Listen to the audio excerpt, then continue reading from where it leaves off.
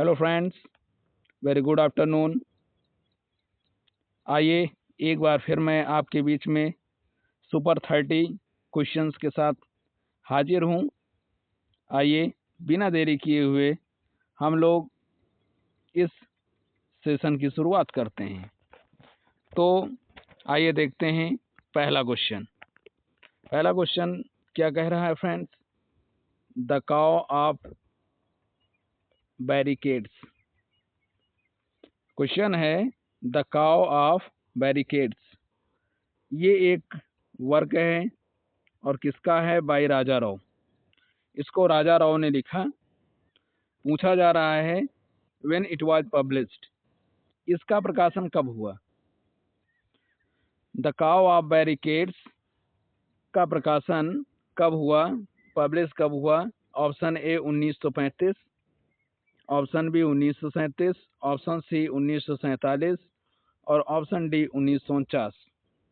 तो फ्रेंड्स, राजा राव एक बेहतरीन उपन्यासकार भारतीय मूल के, जो अमेरिका में शिफ्ट हो गए थे और वहाँ पर इन्होंने यूनिवर्सिटीज़ में, टेक्सास में इन्होंने पढ़ाया भी, वहीं पर रहे।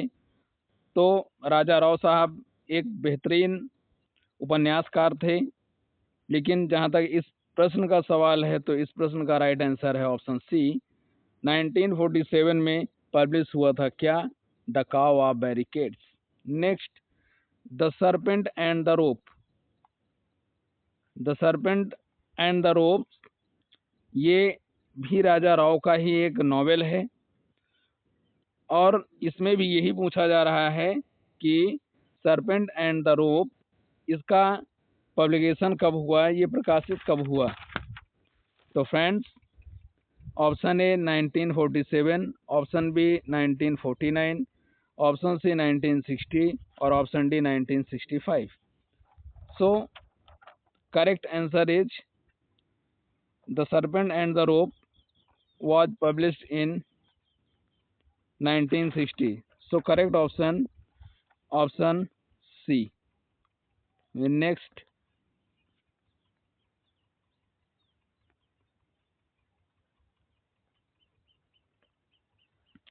The Cat and Shakespeare by Raja Rao was published in। The Cat and Shakespeare by राजा राव, ये भी राजा राव का ही एक वर्क है और इसका प्रकाशन कब हुआ फ्रेंड्स? क्या 1965 में या 1937 या 1938 या 1940? तो फ्रेंड्स, बिना देरी किए हुए हम आंसर पे चलते हैं और करेक्ट आंसर है ऑप्शन ए। 1965 में पब्लिश हुआ था क्या? The cat and Shakespeare by Raja Rao. Next, Kanthapura. Kanthapura by Raja Rao was published. तो कंथापुरा पूरा एक बेहतरीन नॉवेल है और ये भारत की आज़ादी से जुड़ा हुआ नॉवेल है और गांधी जी के आदर्शों पे चलने वाला प्रोटोगोनिस्ट होता है इसमें। 1938 में प्रकाशित हुआ या 1939 या 1940 या 1947? तो friends, correct answer option A 1938। 1938 में कंथापुरा ये आया था। Next,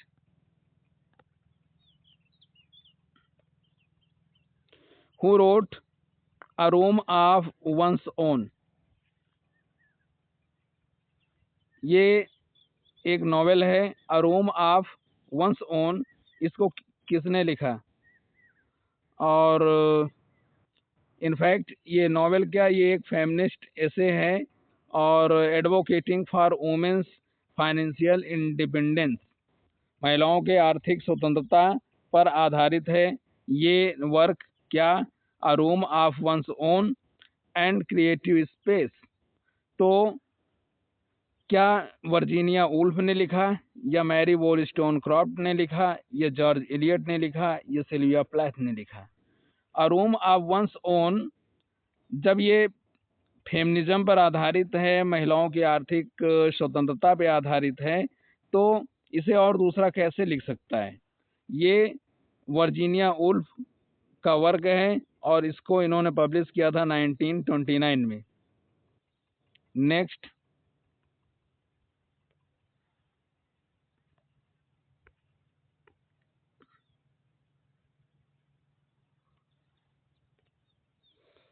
the advancement of learning, the advancement of learning 1605 was published by, the advancement of learning जो 1605 में आया था, इसे क्या जोनाथन स्विफ्ट ने लिखा, या फ्रांसिस बेकन ने लिखा, या जोसेफ एडिसन ने लिखा, या रिचर्ड स्टील ने लिखा?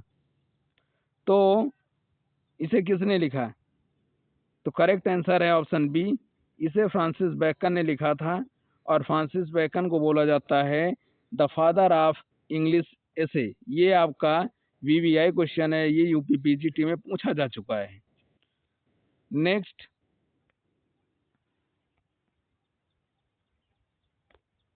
गुलिवर्स ट्रैवल 1726, गुलिवर्स ट्रैवल ये 1726 में आया था।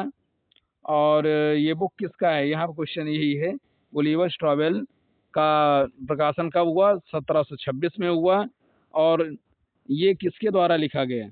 क्या इसे फ्रांसिस बेकन ने लिखा, या जोनाथन स्विफ्ट ने लिखा, या रिचर्ड स्टील ने लिखा, या जोसेफ एडिसन ने लिखा? तो करेक्ट आंसर है जोनाथन स्विफ्ट ने इसको लिखा है। Next, the Spectator, the Spectator ये एक पत्रिका थी और ये 1711 से 1712 तक आया। किसके द्वारा? क्या जोसेफ एडिसन ने लिखा, या रिचर्ड स्टील ने, या जोनाथन स्विफ्ट ने, या ए एंड बी? तो फ्रेंड्स, ये आपको मालूम होना चाहिए, Spectator which was published from 1711 to 1712 by Joseph Addison and Richard Steele. So correct answer is option D.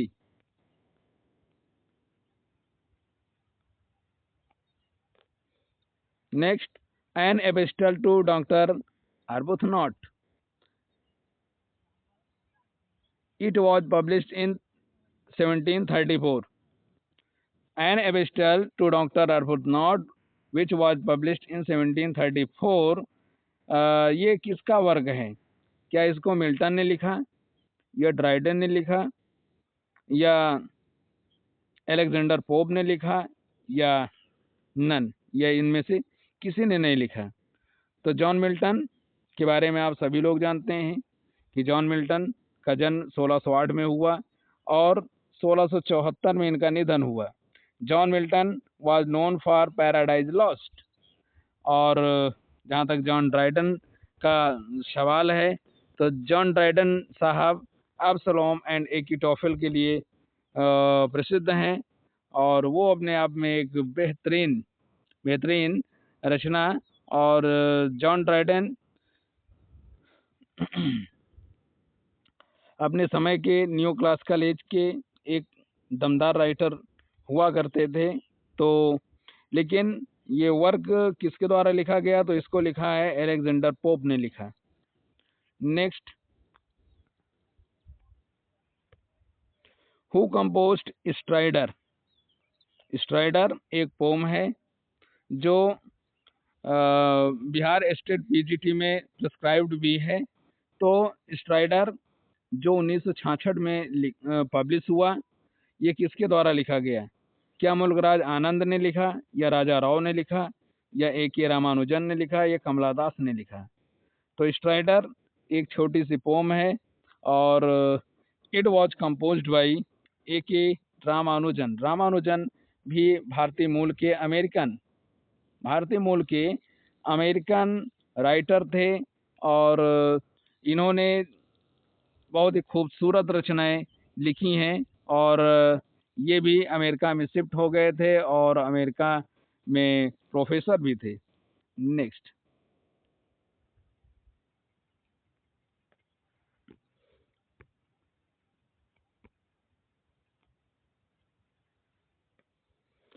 The marriage of heaven and hell is a work by. The marriage of heaven and hello ये कब आया? 1790 में आया। क्या इसको John Keats ने लिखा, या बायरन ने लिखा, या विलियम ब्लैक ने लिखा, या रॉबर्ट साउदी ने लिखा? तो ये यूपी टीजीटी पीजीटी इसके अलावा जीआईसी आरपीएससी बीपीएससी के लिए बहुत ही इंपॉर्टेंट क्वेश्चन है। The marriage of heaven and hell it was written by none other but William Blake. So option C is correct. Next, R K Narayan a horse and two goats. R K Narayan ने एक short story लिखा था और उस शॉर्ट स्टोरी का title था friends a horse and two goats is set in. यहाँ पर पूछा जा रहा है a horse and two goats किसने लिखा? आर के नारायण ने लिखा। कब लिखा? 1960 में लिखा। कब लिखा? 1960 में लिखा। लेकिन सवाल ये है कि इसकी सेटिंग क्या है? क्या मैलूर है, या मुंबई है, या लखनऊ है, या कृतम है? तो correct answer option B, Kritam. Next,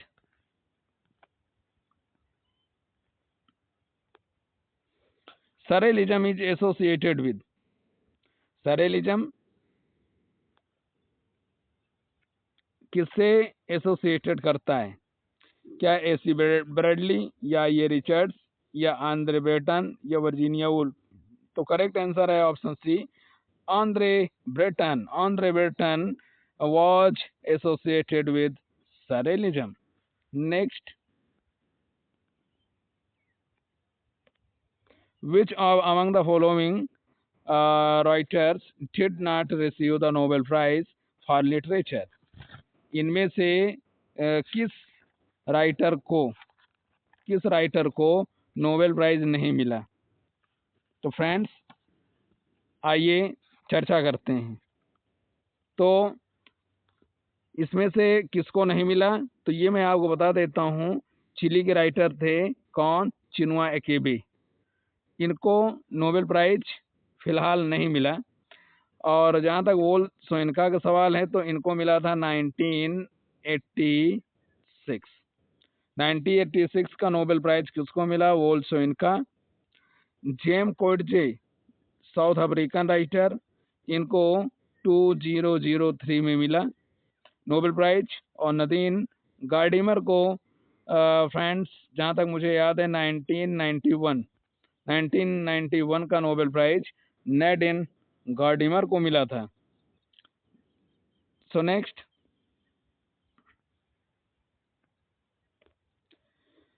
who is the protagonist of Shashi Deshpande's That Long Silence? Very fantastic work it was. That Long Silence was published in 1989. It was published in 1989 और शायद ये जो वर्ग है इसका प्रोटोगोनिस्ट यहाँ पूछा जा रहा है। प्रोटोगोनिस्ट का मतलब होता है कि जो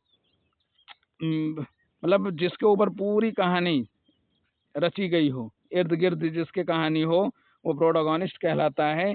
तो वाज इट मोहन और जया, या रति, या Kamat? So correct answer friends option B, Jaya. Jaya is the right answer. Next slide पे चलते हैं।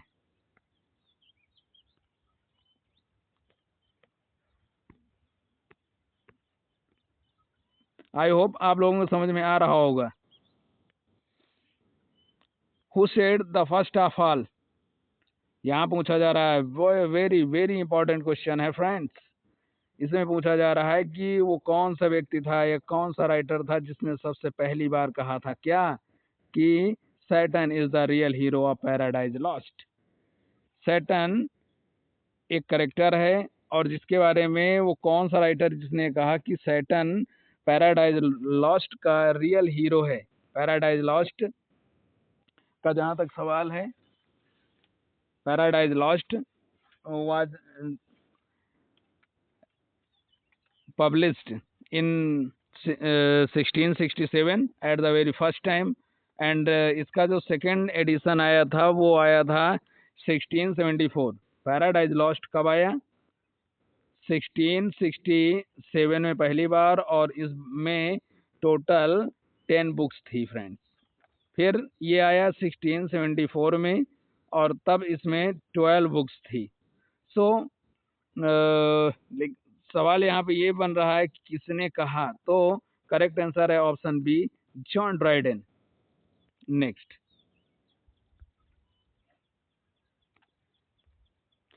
Who called Milton? किसने मिल्टन को कहा था?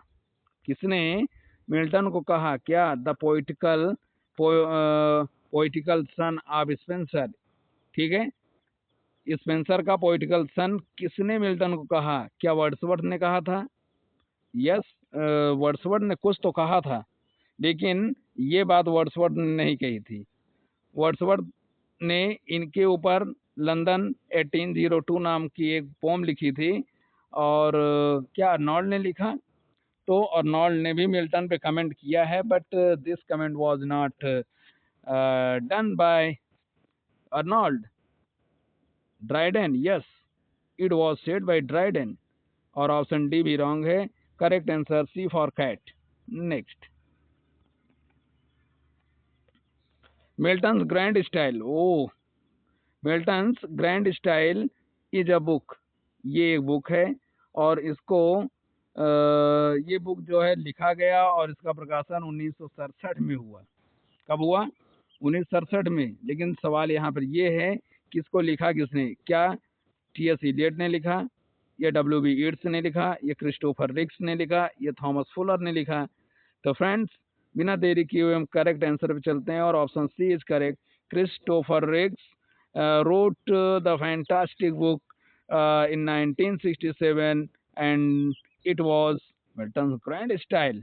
मिल्टन ग्रैंड स्टाइल के लिए जाने जाते थे। मिल्टन अपने स्टूडेंट लाइफ में द लेडी ऑफ क्राइस्ट भी इनको लोग बोलते थे। क्यों? क्योंकि देखने में इनका जो लुक था वो गर्ल्स जैसा था, बहुत खूबसूरत दिखते थे। That's why he was called lady of Christ. Next, how many time did Milton invoke the muse? Milton ने कितनी बार इन्वोक किया? किसको? म्यूज को। म्यूज मतलब काव्य की देवी को। काव्य की देवी को, जैसे हम लोग अपनी हिंदू फिलॉसफी में हमारी जो ज्ञान की देवी हैं वो सरस्वती जी हैं, तो उसी तरह इन्होंने म्यूज को कितनी बार इन्वोक किया था? 1 बार, 2 बार, 3 बार, 4 बार? तो फ्रेंड्स, मैं आपकी जानकारी के लिए बता देना चाहता हूँ कि ये इन्होंने कितनी बार किया था? इन्होंने 4 बार। 4 बार पैराडाइज लॉस्ट में म्यूज को इन्वोक किया था। और वो किस बुक में किया, ये भी मैं आपको बता देता हूँ। सबसे पहले इन्होंने म्यूज को इन्वोक किया था बुक 1 में, फिर बुक 3 में, और फिर बुक 7 में, और फिर बुक 9 में। तो किसमें सबसे पहले इन्होंने किया बुक फर्स्ट, इसको मिटा देते हैं तब करते हैं। सबसे पहले बुक फर्स्ट में, फिर बुक 3 में, फिर बुक 7 में, और इसके बाद फ्रेंड्स बुक 9 में। यहाँ पर इन्होंने म्यूज को इन्वोक किया। नेक्स्ट क्वेश्चन के साथ हम एक बार फिर आते हैं। हु अमंग द फॉलोइंग, इनमें से कौन वाज कॉल्ड अ प्लामन पोइट? किसको प्लामन पोइट कहा जाता था? वेरी वेरी इंपॉर्टेंट क्वेश्चन है। क्या रॉबर्ट बर्न को बोला जाता था, या थॉमस ग्रे को, और वाल्टर स्कॉट को, या वर्ड्सवर्थ को? तो सबके बारे में जान लीजिए। थॉमस ग्रे को बोला जाता था क्या? The graveyard poet. क्या? The graveyard poet. राइटिंग के साथ आप लोग समझौता कर लीजिएगा, इसमें राइटिंग नहीं बन पा रही। और रॉबर्ट बर्न का जहाँ तक सवाल है, तो यस, यही करेक्ट आंसर है। इनको प्लामन पोइट कहा जाता था, ठीक है। और वर्ड्सवर्थ को the price of nature. Next slide पे हम चलते हैं, और ये रही आपके बीच में अगली स्लाइड। और देखिए फ्रेंड्स, यहाँ पे देखते हैं, in which of the Shakespearean play the sun has been described as travelling lamp. William Shakespeare के किस प्ले में सन को, किसको, सूरज को ट्रैवलिंग लैम्प कहा गया है? क्या हैमलेट में, या किंग लियर में, या मैकबेथ में, या टेम्पेस्ट में? तो करेक्ट आंसर है फ्रेंड्स ऑप्शन बी, मैकबेथ में। नेक्स्ट, हु सा द विचेस, किसने देखा था विचेस को? कहाँ? फर्स्ट ऑफ ऑल, सबसे पहले मैकबेथ में। मैकबेथ में सबसे पहले विचेस को किसने देखा? क्या मैकबेथ ने देखा था, या डंकन ने, या बैंको ने, या मैकडफ ने? तो मैकबेथ प्ले की जो स्टार्टिंग होती है, वार जीत करके दो लोग लौट रहे होते हैं, लेकिन कौन कौन? मैकबेथ और बैंको। लेकिन इनमें से सबसे पहले किसने देखा था? वो बैंको ने देखा था। So option C is correct. Next, who utters, किसने कहा था? क्या? Unhappy that I am, very very important, unhappy that I am, I can not have my heart in to my mouth. ये कोट किसने कहा? Was it said by Portia? No. Macduff भी नहीं, King Lear भी नहीं। Correct answer है Cordelia. Next, अंतिम slide. और फ्रेंड्स, आई होप आप लोग समझ रहे होंगे, और अगर वीडियो अच्छा लग रहा है तो लाइक, शेयर और सब्सक्राइब करने में कंजूसी ना बरतें। कम से कम अगर सब्सक्राइब नहीं किया तो सब्सक्राइब करें, और अगर किया है तो कम से कम लाइक और कमेंट करें। आप अपने सुझाव जरूर दें। Next, who called the play, किसने कहा था? किसको? हैमलेट को। किसने हैमलेट को कहा था? क्या? Tragedy of moral idealism. VVI question, ये यूजीसी नेट लेवल का क्वेश्चन है और टीजीटी पीजीटी के लिए भी उपयोगी है। किसने हैमलेट को the tragedy of moral idealism कहा था? क्या कॉलरिज ने कहा, या फ्रॉस्ट ने कहा, या एसी ब्रैडली ने कहा, या न्यूम टेट ने कहा? तो इसको कहा था एसी ब्रैडली ने। Next, who called the play Hamlet tragedy of reflection? Hamlet को ट्रेजेडी ऑफ रिफ्लेक्शन किसने कहा? क्या एसी ब्रैडली ने कहा, या सेली ने कहा, या ड्राइडन ने कहा, या विलियम ब्लैक ने कहा? तो फ्रेंड्स, ये आंसर भी यहाँ पर ऑप्शन ए के साथ, और ये कोड भी किसके द्वारा कहा गया है? It was quoted by A C Bradley. A C Bradley को तो आप लोग जानते होंगे ना, शेक्सपियरियन ट्रेजेडी के लिए 1904। नेक्स्ट,